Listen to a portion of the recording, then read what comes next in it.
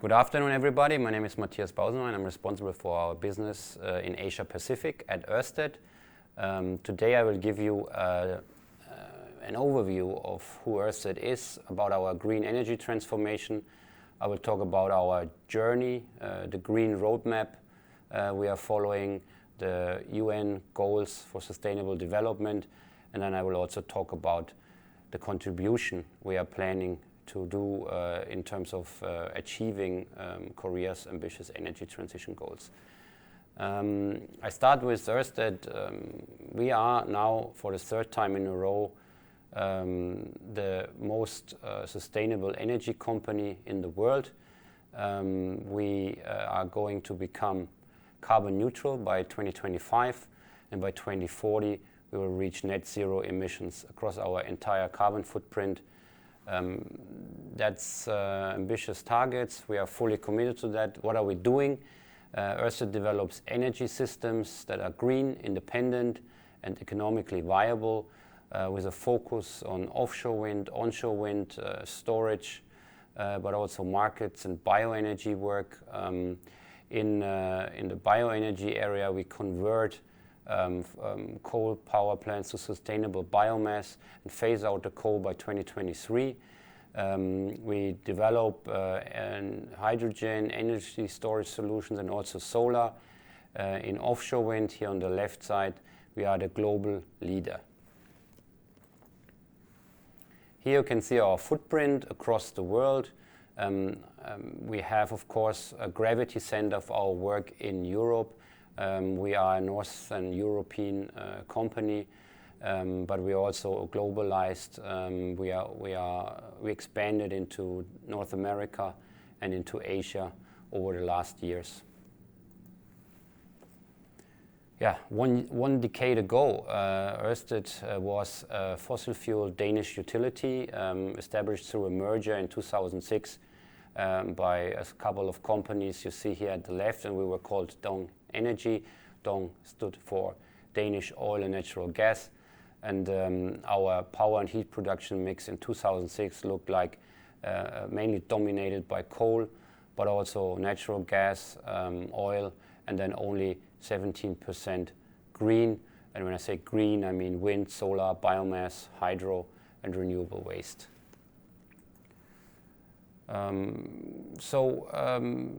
Then 2012, we got under intense financial pressure. The operating profits went down, debt went up. Why was that? Because we saw a rapid decline in earnings from the gas and coal-fired power plants. There was a drop in power prices, and at the same time, there was, you could say, a strong pressure to change the investment intensity in renewable energy. At the same time, we had a few losses on long-term gas sourcing contracts. So all this came together and led to, you can say, downgrade, a negative outlook when it came to the credit metrics of Ørsted. And we had to do something and accelerate the journey we were on. So we assessed the competitive position we were on. We had 12 business areas at that time, a very diversified picture. And where was the value creation potential? So when we looked at the 12 areas, we very much came to the conclusion we should focus on 4. And that's what we did. One of them was offshore wind, accelerating the growth there and make this a new long-term strategic core of our business was the intention. On oil and gas, we said, okay, we will complete the ongoing build-out, but we will not do new investments. On conventional power plants, we wanted to convert them from coal and gas to sustainable biomass. And then we had the distribution grid business where we said we want to maintain that as a stable regulated income. And then on offshore wind, we said we need a goal, which is we need to bring down the cost of offshore wind, because at that time it was very expensive. And we had the goal, actually in 2012, we had the goal to bring the cost of offshore wind down to 100 euros per megawatt hour. But then We actually overachieved on these targets, and you can see offshore wind in 2020 in average went down by 66% compared to 2012. And now we're at 56 euros, actually overachieving a lot of what we wanted to, and very competitive and in comparison with other energy sources, including other renewable energy sources. Yeah, we had the oil and gas, but we also decided to divest it in 2017. The oil price dropped by 56% in 2014, and we had to restructure our oil and gas business. We had exploration spendings to be reduced. We discontinued a project. We brought all new investments to a halt, and also organizationally we had to do a few cutbacks. What that meant is that we were actually at a point where we wanted to divest the oil and gas in 2017, and we sold it for 7 billion Danish kroner to INEOS, and thereby completed the oil and gas divestment journey and kept being on a journey of green transformation. From 2017, 45% still not so green. In 2018, 16% only left. And that meant that we could actually really go all in, changing the name now from Dong, which still represented the oil and gas business, to Ørsted. We changed the name, but with the name change came a big change of our new into our new vision. Let's create a world that runs entirely on green energy. Since then, we expanded our geographical footprint, also our technological footprint. So we have said we go into North America and Asia. And in 2018, basically during that year, we had two big acquisitions in Lincoln Clean Energy and also Deepwater in the US, onshore and offshore. So we came back into onshore at that time, but large scale. And then we had our expansion into Asia by getting capacity on board for the Greater Changhua projects, also building the Formosa 1 project in Taiwan, and then also some other projects in Europe. And that journey went on and made us a more international company over the years, with now a more diversified capacity installed or under construction or contracted. And in offshore wind, we have really established ourselves as the global leader. We have from 2009, 1.7 gigawatt installed or under construction, going up to now 15 gigawatt offshore only. And that makes us one of the top 5 global offshore players. You can see the other 4 are quite behind us. We have now 7.6 gigawatt installed and 2.3 under construction, and another 5 in line. That gives us somehow 26% of the global market share. So the mission we have put up: contribute to a world that runs entirely on green energy. That is more relevant than ever. You can see that we have rising greenhouse gas emissions that drives up the average global temperature. And if you translate that into the risk picture here to the right, that really threatens to destabilize the world we live in. We have, at the current policy level, actually extremely high risks when it comes to the loss of biodiversity, when it comes to the risk of rising sea levels and flooding and extreme heat and drought. We need to come down to the targets we have set to ourselves during the Paris Agreement, and even better. So that's why we very closely orientate ourselves on the Sustainable Development Goals of the United Nations. building green energy in the most sustainable way. And that means we align our business with what the latest status of climate science is. We create affordable and clean energy, and we take action. But it also breaks down more to like what are the potential impacts of the green energy transformation, how to address that for like everybody's life, economic growth, sustainable cities, communities. How do we address that? And then also in the business, we need to follow a certain code of practice, be very responsible day by day. You can see a few examples here. It comes down to how do we deal with the land we obtain or release, or the marine life, but also working practice, equality for gender, good health, and well-being regulation, etc. So if I break that a bit down,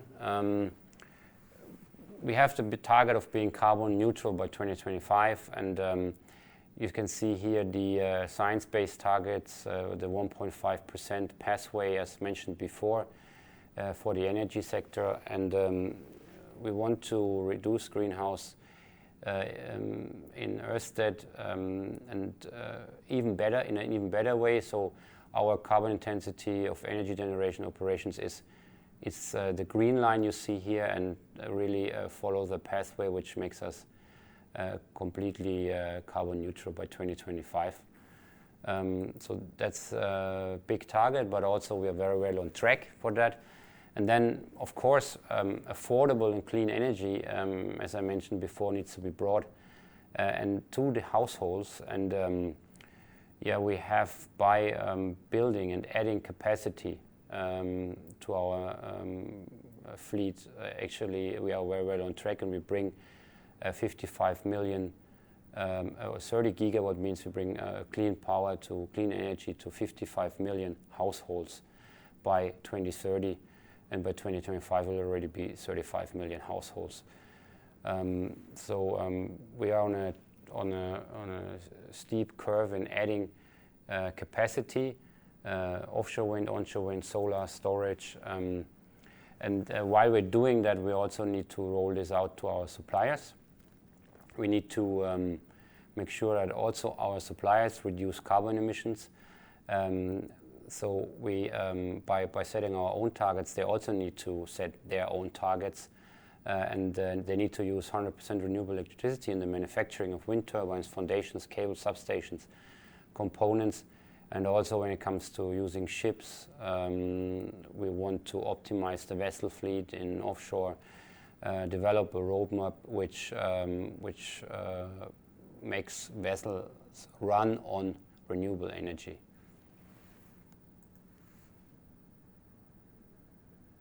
We can also work on our agenda by accelerating our investments. This chart is just showing that what we now spend over the last 10 years, that's 28.6 billion USD. We will basically spend a bit more than this, almost the same amount in the current 5 to 6 years. So that shows how we are now accelerating, and how the industry is accelerating in order to add more to the mix. And there's new technology coming in. We see renewable hydrogen playing a key role in decarbonizing the industry, but also the transport sector. So on the industry side, it can be steel, it can be refining processes, chemical production like ammonia. And then we have the transport sector with fuel cell vehicles, but synthetic fuels, shipping, aviation will hopefully benefit from that. So Ørsted seeks to develop, own and operate and dispatch electrolyzers together with our partners along the value chain, being it developing, but also building, and then own and operate up to the sale of the hydrogen. That's the focus areas we have put up now, and we are now in terms of establishing a hydrogen project pipeline quite far. We have now a strong hydrogen project pipeline of 9 projects, You can see a few here. They are focused around Europe, Germany, Netherlands, Denmark, and the UK. And I think there's a lot of already now learnings and ideas to be also expanded into Asia, but especially also the Korean market. Talking about Korea, I wanted to introduce you to our flagship offshore wind project in Korea. We have decided to develop a project in Incheon. It's like 70 kilometers from shore, and it's up to 1.6 gigawatt total capacity with a planned commissioning in 2027 or earlier, but that's the current target. And what we want to achieve for Korea is to power around about 1.3 million Korean households with clean power, and also reduce around about 4 million metric tons of CO2 emission by building that wind farm. And that's like you remove 1.8 million cars from the road. One of the key drivers of such project is, of course, to also accelerate offshore wind in Korea, but also by doing so drive Korean economic growth and build up a really strong offshore wind industry in Korea with trusted Korean partners. So what does such project bring? It will create a multi-trillion won investment in Korea with many thousands of potential high-quality jobs created per year. And then we have also many hundreds of contracts in such wind farm with a lot of orders for Korean suppliers as well. So it creates a whole ecosystem, and we are very keen to make this project a success. And with that, I would like to thank you for your interest and remind you of our joint vision, which is let's create a world that runs entirely on green energy. Thank you very much.